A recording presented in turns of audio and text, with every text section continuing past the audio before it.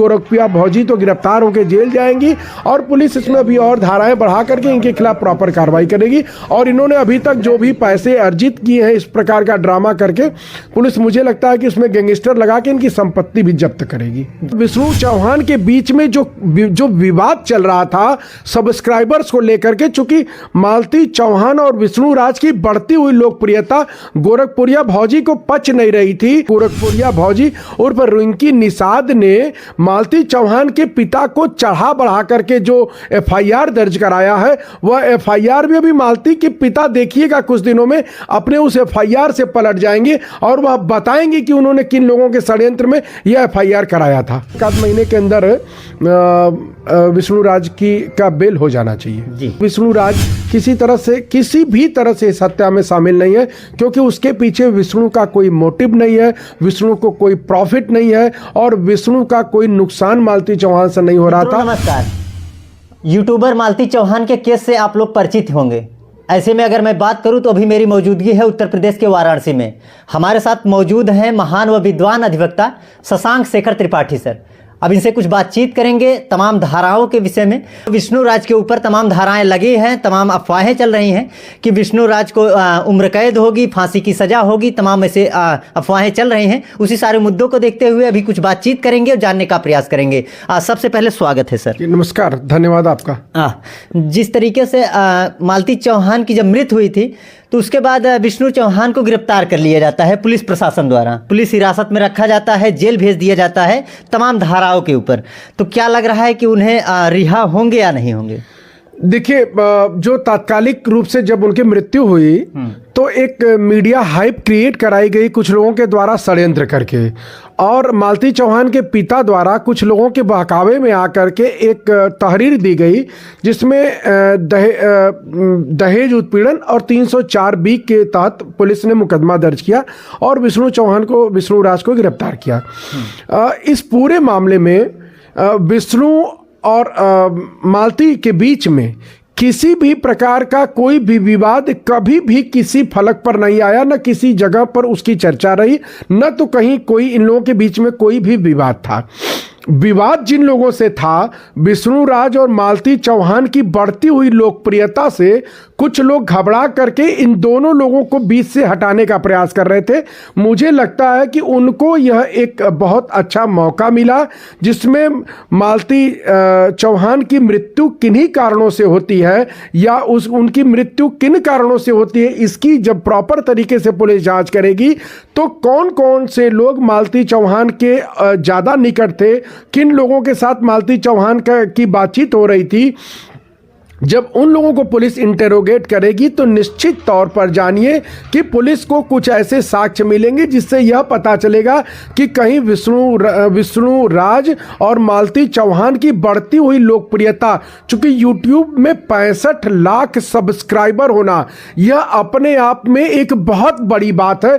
मुझे लगता है कि वाराणसी और पूरे उत्तर प्रदेश में यह टॉप 2, 3, 4, 5 लोगों के बीच में रहे होंगे और इनकी मंथली रेवेन्यू मुझे लगता है 10 लाख रुपए से ज्यादा रही होगी। तो विष्णु राज और मालती चौहान जो बिल्कुल गरीब वर्ग से आते थे और वह इतने ऊंचाई पर आकर के दोनों लोगों को जनता पसंद करती थी और दोनों लोगों के बीच में देश की गरीब जनता अपने प्रतिनिधि के रूप में उनको देखती थी, उनके आपस के बातचीत को महसूस करती थी। तो और जिससे विष्णु राज और मालती चौहान को लगातार बहुत बड़ी कमाई हो रही थी, तो कोई ऐसा कारण नहीं बनता है कि विष्णु राज द्वारा मालती चौहान की हत्या कर दी जाए। जी, मालती चौहान के पिता द्वारा एक आरोप प्रत्यारोप लगता है कि हमारी बेटी को दहेज उत्पीड़न के लिए कहीं ना कहीं उन्हें मार दिया जाता है। विष्णु चौहान ने खुद मारा है, ऐसा उनके पिता ने जब पुलिस प्रशासन के सामने बयान किया है। और क्या कहेंगे कि जो उनके पिताजी कह रहे हैं तो सही हो सकता है या गलत? देखिए, आप लोग ये देख रहे होंगे, चूंकि आप लोग इस पूरी घटना को पहले से कवर कर रहे थे। एक अर्जुन वर्मा के साथ शादी की जो घटना आ रही थी, इस बीच में एक तीसरा खिलाड़ी भी बैठा हुआ है जिसको मैं रिंकी निषाद के रूप में देखता हूं, जिसको आप लोग गोरखपुरिया भौजी के नाम से जानते हैं।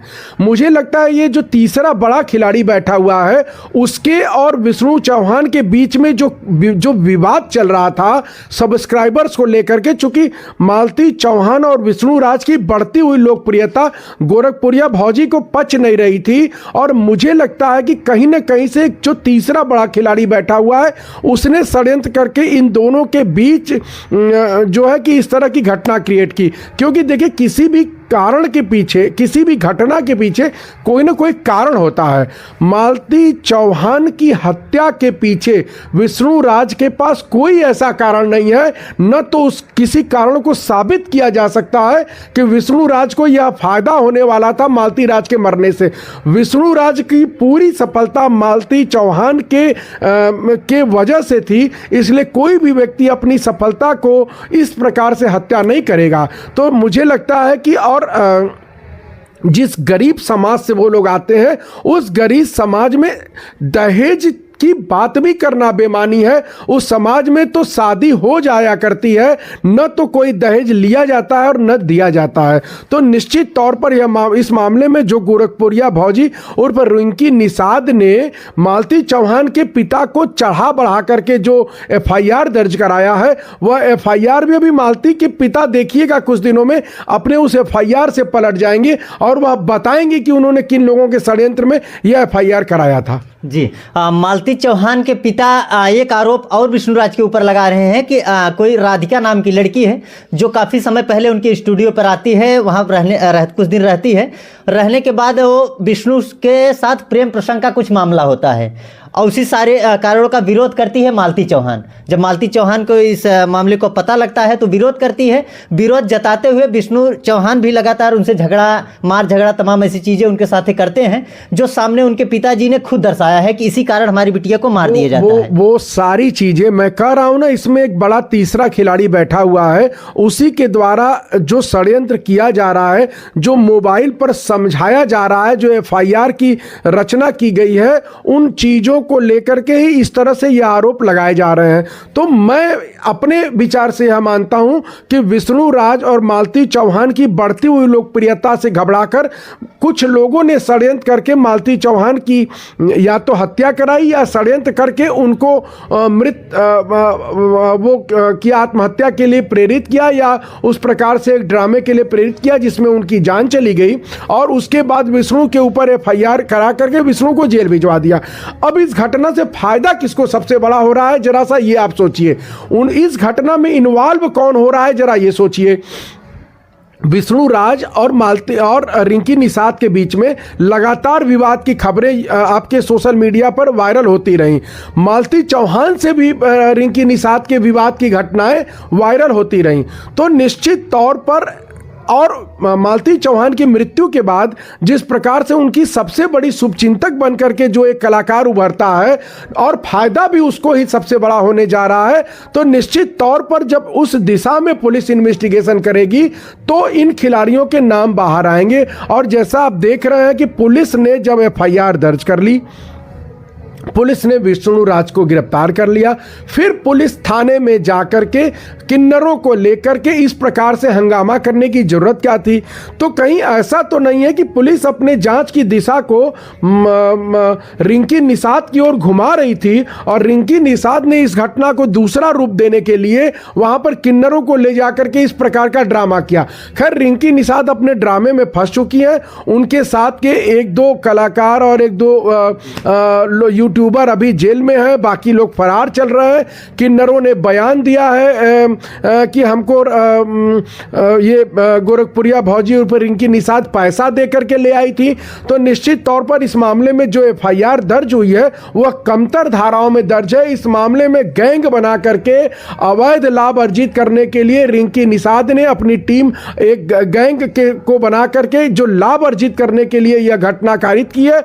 उसमें मुझे लगता है पहले तो पुलिस उनके ऊपर गैंगस्टर लगा दी होगी या लगा देगी और उनके खिलाफ जो पर्चे काट रही होगी उसमें भी धाराएं बढ़ा दी होंगी, क्योंकि जो ये धाराएं हैं उसमें चूंकि गिरफ्तारी का प्रावधान नहीं है। जो जिन धाराओं में एफआईआर दर्ज हुई है या 7 वर्ष से कम के अपराध है तो उसमें पुलिस अमूमन गिरफ्तार नहीं करती है। तो जिस प्रकार से गोलू जेल में है उससे लगता है कि पुलिस ने धाराएं बढ़ाई हैं। जी, मालती चौहान के शव को जब जलाया जा रहा था तो वहाँ पे गोरखपुरिया भौजी पत्रकारों से झगड़ा करते हुए, लड़ाई करते हुए, गालियाँ देते हुए नजर आई थी। लगातार उनका विवाद जो था सोशल मीडिया पे वायरल हो रहा था। वहीं दूसरी ओर अगर देखा जाए तो मालती चौहान के 13 के दिन लगातार सोशल मीडिया पे खबर चली थी कि 5 किलो चीनी लेकर आती हैं और मीडिया वालों से झगड़ा और लड़ाई करके वापस फिर से लौट जाती हैं। आखिर वो करना क्या चाहती हैं, अभी तक इसका खुलासा क्यों नहीं हुआ? देखिए, दरअसल बेसिकली ना उसको न तो मीडिया वालों से लेना देना है, न तो मालती चौहान से लेना देना है, और न ही विष्णु चौहान से उसका लेना देना है। वर्तमान समय में विष्णु राज और मालती चौहान की जो घटना है वो उसकी सोशल मीडिया से टीआरपी कलेक्ट करना उसका काम है, और सामान्य मीडिया के लोगों से झगड़ा करके उसको चले जाना और उसको अपने यूट्यूब पे डाल करके उससे लाभ अर्जित करना। इसलिए उसका जो उद्देश्य है वो तो पूरा हो रहा है, तो वह अपने उद्देश्य में सफल है। उसने यह षड्यंत्र करके या इसको षड्यंत्र बना करके जिस प्रकार से अवैध लाभ अर्जित किया है और अपने YouTube पर लाखों सब्सक्राइबर्स डेवलप किए हैं, लाखों रुपए जनरेट किए हैं, वह पैसा अपराध के जरिए कमाया हुआ पैसा है। और मुझे लगता है सरकारी पुलिस इसकी जांच करके उनके खिलाफ प्रॉपर कार्रवाई करेगी निश्चित तौर पर। जी, थाने में, महुली थाने में तमाम किन्नरों के साथ गोरखपुरिया भौजी, राधा राज, गोलू उर्फ तमाम लोग जाते हैं वहाँ पे। उसके बाद प्रशासन से गलत तरीके से बिहेव करते हैं, हाथापाई, वहीं काफ़ी चीज़ें गंदी घिनौनी हरकतें भी करते हैं। तो इनके ऊपर धाराएं लगी हैं, उन धाराओं से क्या होगा? देखिए, धारा उनके ऊपर 147 IPC, 188 IPC, 352, 353 और 352, 353, 294 और 504, 204, 120 भी लगी हुई हैं। तो ये जो धाराएं हैं अश्लील हरकत करने की, सरकारी कर्मचारियों को उनके कार्य से विरत रहने की, सरकारी एविडेंस डिस्ट्रॉय करने की, चूंकि उन्होंने वहां पर जा करके एविडेंस डिस्ट्रॉय किए, फाइलें फाड़ दी, और अश्लील हरकत करने की ये धाराएं हैं जिनमें 7 वर्ष से कम तक की सजा का प्रावधान है। तो आप देख रहे होंगे कि चूंकि इस घटना के तुरंत बाद गोरखपुरिया भौजी जाकर के हॉस्पिटल में एडमिट हो जाती है नाटक करने के लिए, और इनके साथ का एक गोलू गिरफ्तार होकर के जेल भेज दिया जाता है। और किन्नरों ने भी इस बात से अपना पल्ला झाड़ा है कि मैंने जो किया वह इनके कहने पर किया, रिंकी निषाद के कहने पर किया। तो इस मामले में किन्नर भी नहीं बचेंगे। FIR में उनके कृत्यों की बात है, उनके सारे वीडियोज वायरल हैं, सभी एविडेंस है। इनमें किन्नरों के खिलाफ भी चार्जशीट आएगी, गोरखपुरिया भौजी तो गिरफ्तार होकर जेल जाएंगी, और पुलिस इसमें अभी और धाराएं बढ़ा करके इनके खिलाफ प्रॉपर कार्रवाई करेगी। और इन्होंने अभी तक जो भी पैसे अर्जित किए हैं इस प्रकार का ड्रामा करके, पुलिस मुझे लगता है कि इसमें गैंगस्टर लगा के इनकी संपत्ति भी जब्त करेगी। जी, एक और सवाल रहा छोटा सा कि विष्णु राज की रिहाई कब तक होगी, ये तमाम लोग जानना चाहते हैं। मुझे लगता है कि कुछ दिनों में ही विष्णु राज के ससुर मतलब मालती चौहान के पिता को जो बरगला करके वो ये फर्जी FIR कराई गई है, उससे जब दीपचंद जी नाम है शायद मालती के पिता का, तो वो समझेंगे तो वो भी अपना बयान पुलिस को सही देंगे जिस प्रकार से किन्नरों ने अपना बयान दिया है। तो उस आधार पर भी, और मुझे लगता है 1 आध महीने के अंदर विष्णु राज का बेल हो जाना चाहिए। जी, मालती चौहान के बेटा एक युवराज 1.5 साल का नन्हा मुन्ना एक बेटा है उनका, जो आज ना अपने पिता का प्यार पाया ना माँ का प्यार पाया। माँ इस दुनिया को अलविदा कह चुकी, पिता जेल में है। तो क्या लग रहा है कि बेटे को अगर पिता जेल से बाहर निकलता है तो पिता का प्यार मिलना चाहिए? निश्चित तौर पर पिता का प्यार उसको मिलेगा, और यह साबित होगा कि मालती चौहान ने बिना किसी दबाव के या तो आत्महत्या की है या जो भी षड्यंत्र था वो सामने आएगा। और मुझे लगता है कि विष्णु राज किसी भी तरह से इस हत्या में शामिल नहीं है, क्योंकि उसके पीछे विष्णु का कोई मोटिव नहीं है, विष्णु को कोई प्रॉफिट नहीं है, और विष्णु का कोई नुकसान मालती चौहान से नहीं हो रहा था। हत्या करने के लिए ये जो 3 सबसे बड़े इंग्रेडिएंट होते हैं वो इस मामले में नहीं है, इसलिए विष्णु राज के ऊपर यह केस स्टैब्लिश नहीं हो पाएगा। जी, मालती चौहान के केस को लेकर तमाम बातचीत की। अभी हमारे साथ मौजूद है महान व विद्वान अधिवक्ता शशांक शेखर त्रिपाठी सर। इनसे काफ़ी बातचीत की है, बातचीत कर काफ़ी अच्छा लगा। पर इस वीडियो को आप लोग देख रहे हैं, आप लोग को क्या लग रहा है कमेंट बॉक्स में अपनी राय जरूर दीजिएगा। मालती चौहान व उनके बेटे युवराज को लेकर आप लोग क्या सोचते हैं? मिलते हैं किसी और दूसरे वीडियो में, तब तक के लिए जय हिंद, जय भारत। नमस्कार।